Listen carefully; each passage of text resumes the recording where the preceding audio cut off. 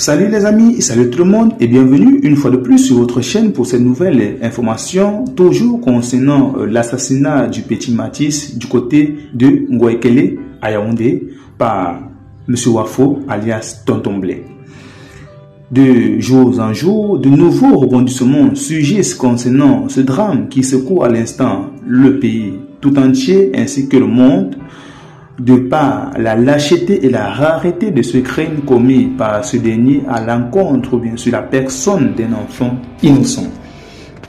Pour rappel, après une dispute effectuée une discussion houleuse, il faut le dire, entre le père de l'idole, M. Wafo Blek, et le père de Mathis, ce dernier a promis de s'en prendre là où il aura mal.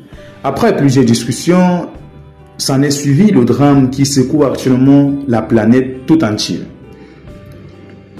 Arrêté, interpellé, hospitalisé puis conduit à la gendarmerie, le père de l'idole se trouve actuellement dans une situation troublante où il devra faire face aux conséquences irréversibles de ses actes. Malgré son alibi selon lequel il était en état d'ivresse au moment de la commission du crime, ce dernier ne s'en sortira pas sain et sauf. Au contraire, la population appelle à l'application stricte de la loi et exige de la justice de faire une application en toute impartialité dans cette affaire au risque de soulèvement populaire.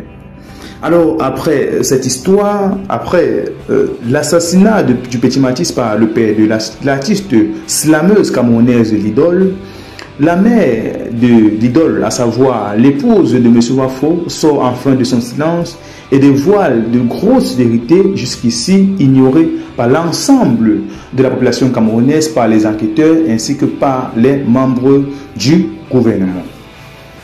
Alors, selon elle, le poignard avec lequel, bien le couteau avec lequel ce dernier aurait assassiné de sang-froid le petit Mathis était dans son domicile, mais elle n'avait jamais eu connaissance de l'existence d'une telle arme dans leur maison.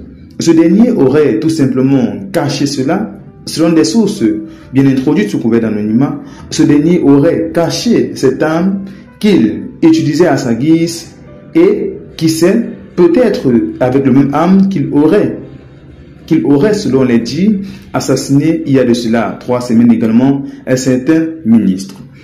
Alors, cette révélation suscite beaucoup d'interrogations au sein de la communauté. Cette révélation fait couler beaucoup d'encre et de salive et l'on se demande bien comment est-ce qu'une telle arme a pu passer inaperçue dans le domicile familial. De toute façon, restez connectés à notre chaîne pour suivre le déroulé de cette information qui ne fait que commencer.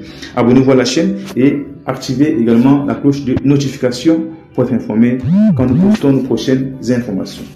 À très bientôt.